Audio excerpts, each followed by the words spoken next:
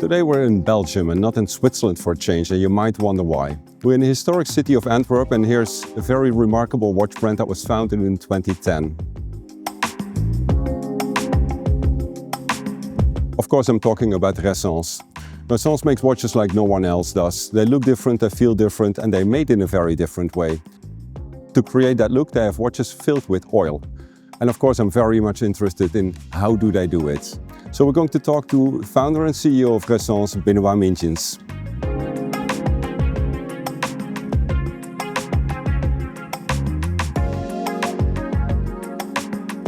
Benoît, thanks for taking the time to talk to us. Thank you for coming to Antwerp. Well, it's always a pleasure. It's a beautiful city.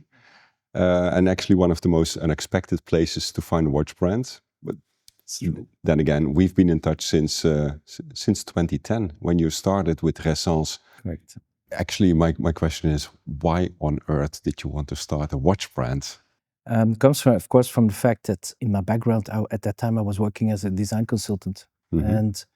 And I was attracted to watchmaking in general, not because of the industry, but because of the products. It's a very interesting industry in that sense that it's a very holistic one. There are many creative dimensions that needs to be tackled when you design a watch and a watch brand, because you also have to create the brand. And I went to Basel World, and I came back a bit frustrated, to be honest. But was that to Basel World? 2008, 2009. Just to get a bit of an idea of the industry. Yeah. So I had a few ideas, but I'm Belgian. I live in Antwerp, and there is nothing like watch industry here. So seen from here, seen from this remote place, a watch brand is a huge company and an old company. How on earth can you think of starting a watch brand? Mm-hmm. It's like starting a pharmaceutical company for me, or a car company. It's the same level of complexity. Yeah. How do you do that? And then in 2009, I discovered what has today is called independence. At the time, they were most of them were still the brands we all know today. Were still really at the start. Mm-hmm. And when I say really at the start, it was very, very basic. It was just a table, one watch on the table, and no windows, no displays, two seats, and that was it. And so I was really, this was the click in my head to say, you can have a watch brand on your own. You don't need to have a heritage of 100 years. You don't need to be 100 years, and you don't need to be 5,000 people. Mm-hmm. It's possible. And that was really, for me, the eye-opener. And I remember I was talking with what my colleagues are today. Mm-hmm. And I told the guys, next year I'm sitting next to you. And that's how I started. But Benoît, what was your vision for creating the new watches and your brand? Because there must be something more than just wanting to start a watch brand. Actually, when I walked around in Basel, what formerly called Basel World, was a poor experience, in that sense that there was a big contrast between the opulence of the booth of big halls, of the big companies, and then what was almost cynically called the palace, which was just a tent. Yeah, there was a tent. You had these huge booths. When you came in hall 1, you had like a house size. Massive, 2-3 stories high. 2-story highs. Yeah. I did not ever see a booth like that in any of the industries I worked for before. Mm-hmm. And I can tell you, I worked for many industries as a designer. And then there was these watches that were designed 50 years ago.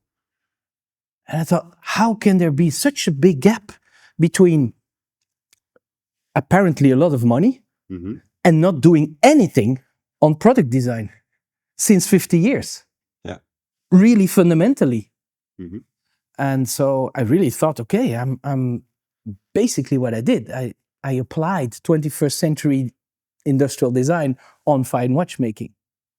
That's basically what I did, and that's how I also defined the first concepts that are, really designed as a product needs to be designed today and not 50 years ago or 100 years ago. I do remember very well the first time we met and we talked about your first watches. I think it was the 0 series at the time. Later came Series 1 before the actual start of the brand.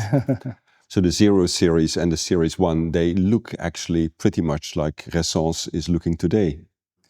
It was the basic concept was really to say we are surrounded with screens. What is a very efficient way to represent an information, and it's a dynamic way to represent an information. What a watch is, it's dynamic, it changes when you look at it, not that fast, but it changes. And a screen, the advantage, a screen over a mechanical watch traditionally designed with hands, is that a screen is two-dimensional.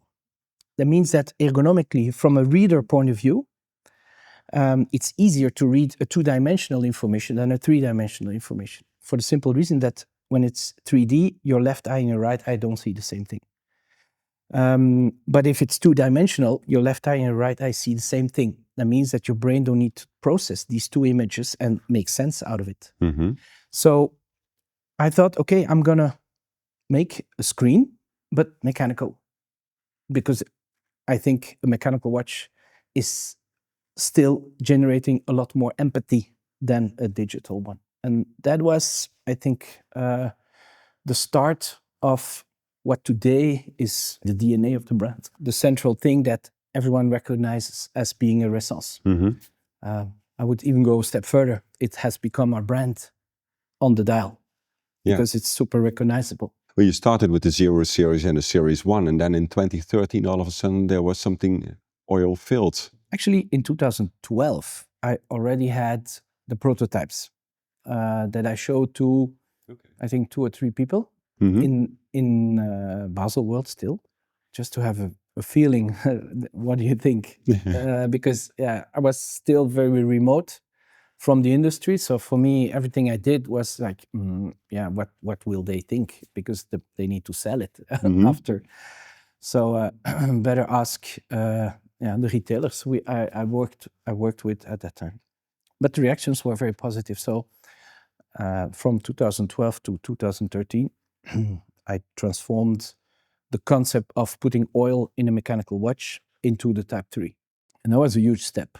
The Type 3 is still today, I think, the most representative incarnation of all the values and all the dimensions we want to put in our products. It's a very good representation of who we are as a brand. But why did you choose to go? To put oil and to go? I mean, it's not the easiest of tasks. No, it must have been huge challenges to do that. But why did you choose, and how did you manage to do it? Was purely based on the idea that I could even more improve the readability of our watches. Let's not forget, as an industrial designer, your first focus is the function, always. And the function of a watch, seen from an industrial designer, who I am, is expressing time. That's why you wear a watch. So if you want to give relevance to a product, you have to make sure that the function it executes is done the best possible way. As if you design a car, you have to make sure it drives well or safe or whatever you want to give it. Fast. If you make a watch, you have to make sure that you can read it properly. And by adding the oil, you made it look as if it's nearly a screen, even more than when it was a mechanical screen. It became a dematerialized screen. I mean with that all the technical aspects of the watch, when you look at the Type 3B, you will typically see nothing anymore. It's just a black pebble with graphical information on it. Some people refer to digital watches when they see it. Well, it's 100% mechanical. Yeah. And that was mission accomplished from that point of view, meaning how can I even make this watch even more readable? Also, the shape of the watch is important. It's really a pebble. And why is it pebble? Not only because it's more comfortable. Another aspect of reading an information is make it as big as possible. The bigger you make it, the more easy it is to read. So on the Type 3, typically, the 44 millimeter is completely dial. There is no case visually. The case is somewhere behind. You don't see the case. So I try to use the whole 44 millimeters and even more because information is on the sides. So if I would make it flat, you would end up like 48 or 50. So this whole surface is used to express information. So why I did it was really because by adding the oil, it became a lot more easy to read, a lot more contrast. The black was super deep and the white was super white. Then on how, that was more complicated. So the how was, I did quite some iterations before I finally had a product that was market ready. The first prototypes, they started leaking and I had troubles because the glass was in all Ressence watches, by the way, but on the Type 3, it was the first time it was so extreme. The glass is glued like windshields on a car. But in watchmaking, it's very rare to glue glasses. They are pressed. Usually they press them in. That's why you always have a bezel, because the glass is pressed in a bezel with a ring that holds it. But on the Type 3, you have, of course, the whole glass, and then starts the back. There's no bezel. There is no bezel. Yeah. So it was the edge of the glass that is the gluing surface. And I had a lot of trouble finding, it's very practical, but finding a glue that would withstand the internal pressure created by the oil, and to avoid the glass to come off because of this internal pressure. So there were quite some iterations before we came to what today is the Type 3 that we sell since 2013 now. But there was the oil management, so the volume that changes because of heat. When you heat up a liquid, it expands, but your watch is hard. There's titanium and sapphire, so it can't go nowhere. So the very, very first prototypes, they had kind of micro membranes to compensate for that. But these membranes were so hard because they were milled out of the titanium. So, and that was also one of the reasons why the glue couldn't hold the pressure. So quite rapidly, I went to another solution with bellows. First generations were nickel bellows, so really metallic bellows that would compensate for this oil that expands. Today we have injected rubber bellows so that have an even larger range of temperatures. So that was one difficult one. Another one was the movement, because a mechanical movement cannot run in liquid because of the balance wheel. In the first thoughts was, okay, let's put a quartz system in the escapement. So instead of having a balance wheel, the anchor, the balancing of the anchor, let's do that with a solenoid, like a quartz movement basically, and all the rest, can work in oil. But I couldn't find a company that was efficient, rapid, quick enough to find me a technical solution to do that. So I skipped that also.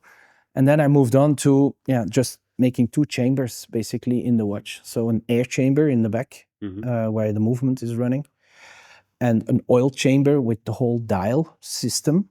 And so what we use from the movement is the minutes. So the minutes are driving the module, but they don't drive it directly. They drive it through a magnetic transmission.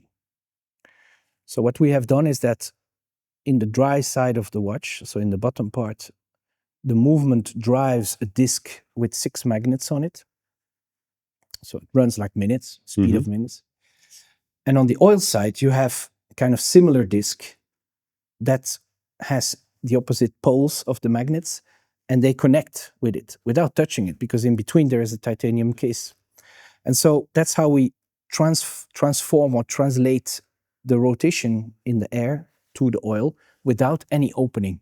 So I built a cage around the movement, kind of Faraday cage in conductive material, what protected the movement from these fields. And actually, in the developments and in the newer generations, we see that the way we have structured and built and positioned the magnets, actually the residual fields that are generated, that are coming out of the system, are super low. But still, every type 3 and every type 5, because it's also oil filled, has a shield protecting the movement. So I would say those were the two big challenges. There were others, but that was the biggest problem.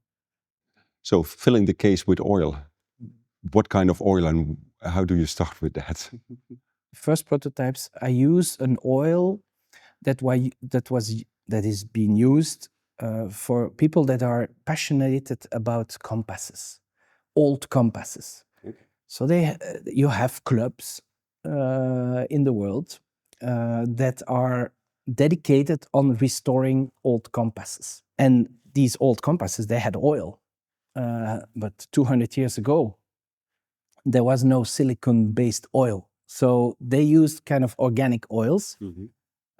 And that is what I used, because when I did the tests, the first time I tested just the effect visually, mm-hmm. putting oil in a liquid in a mechanical, in the dial with the Ressence dial. Mm-hmm. I used benzene because that's the stuff they use to clean the dials. Mm-hmm. So I thought it's okay for watches, but no, it's not okay. Because the luminova starts to dissolve in it, and you end up with kind of snowball in your watch. It's not working. So I rapidly thought, okay, I need something really neutral, and okay, so I went there, and then I saw that this organic oil also had some aging issues. Mm-hmm. Due to UV. There are many parameters there. And so really from, I think, after a few months, I found a new type of oil based on silicon that we still use today. It's produced in Japan. Because the oil is not just oil. It needs to be perfectly transparent, like water. Yes. It needs to be super fluid, mm-hmm. also like water. Needs to be acid or base neutral, not to attack the different coatings or whatever you put in the watch. Mm-hmm. And of course, UV neutral. Yeah. So to find an oil that has all these things is not so simple. And that's how you ended up with something that really looks like it's one. It's one. You don't it's a monolith. Exactly. It's a monolith. Yeah. A monolith pebble that changes, but it's a monolith. That was really the idea of the Type 3. Spectacular to start at, all the way from Belgium and not in the heart of the Swiss watchmaking. Mm-hmm. So besides the Type 3, there is also another oil-filled watch, this Type 5. That's your dive watch. Okay. That must be incredible practical when diving and reading the time on your watch. That's why we did it. Again, when you look at the basic principles of the brand, bringing a functional product, being able to create the only diver watch, mechanical diver watch, that is really readable on the water. And when I say really, it means there is no refraction, there is no distortion, there is no mirror effect. Well, you tick the box perfectly by doing the Type 5. Finally, a diver watch that you can read on the water.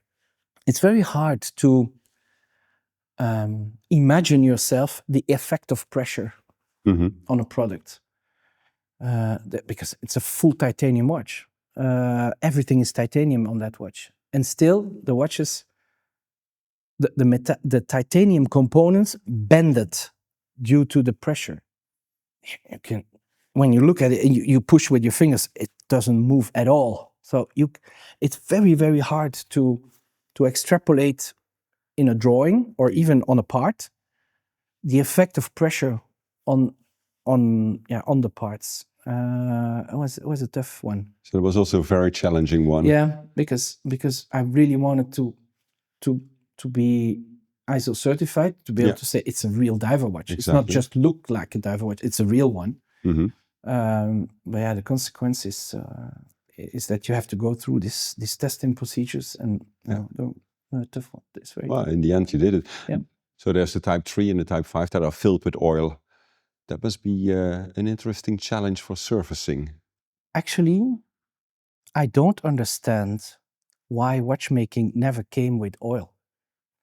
Because I cannot remember one watch we had to service on the oil side.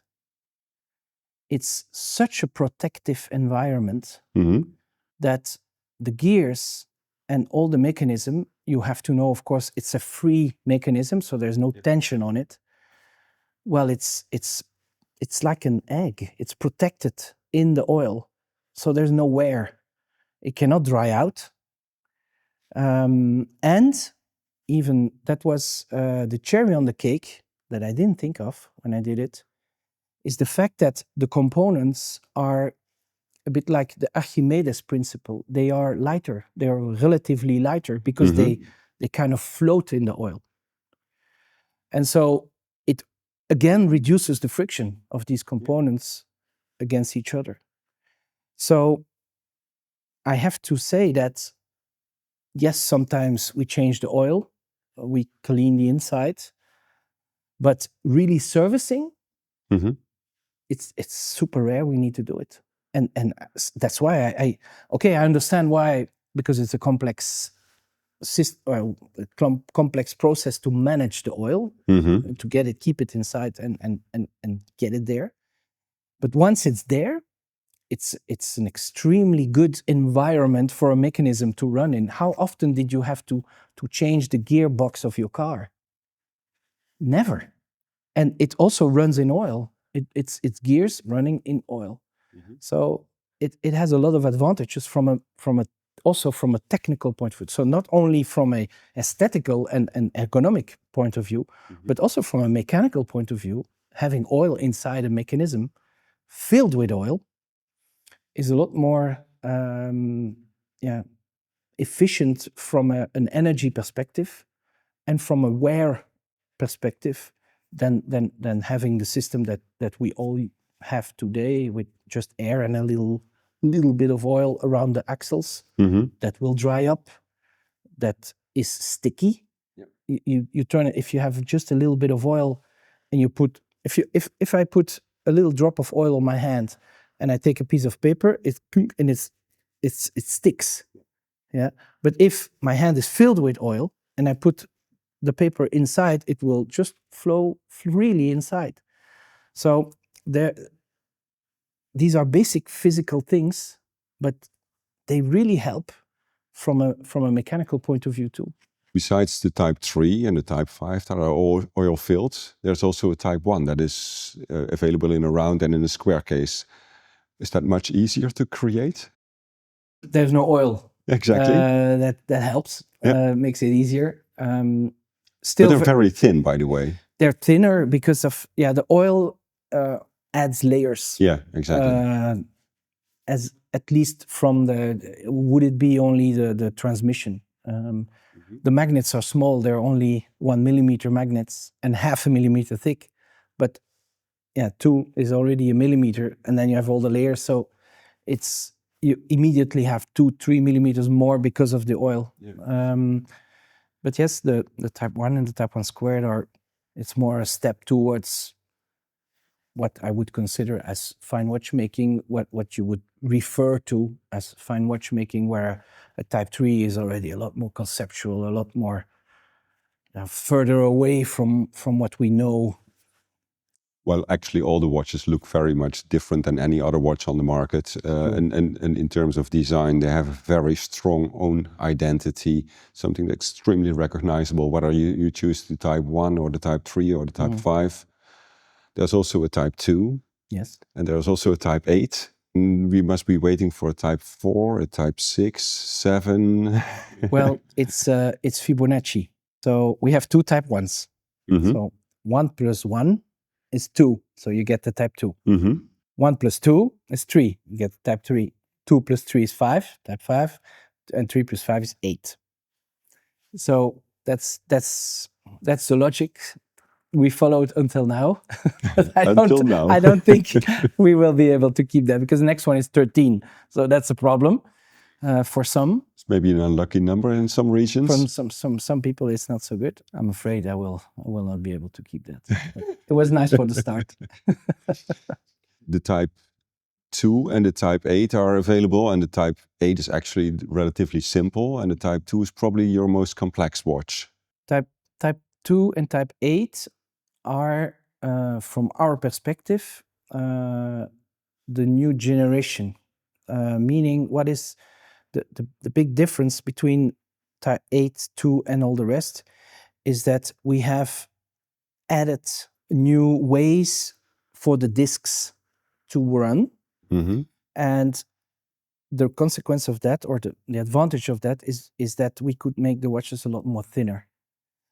So it does not work like the type 3 and the type 1. They have the more traditional bridges with stones and the axles. The type 8 and the type 2, they work with a very different ways. It's more with ball bearings and things like that. And so thanks to that, we could really reduce the number of layers to do the same function inside the dial. And yeah, so that's why these watches look so thin. I remember the first time you were telling me you were going to fill the upper half of the watch with oil. I was like, Benoît, please. Don't do it, yeah. So actually, now I have full confidence that there will be some more spectacular pieces coming. Benoît, thank you so much for this interview. Thank you, Frank.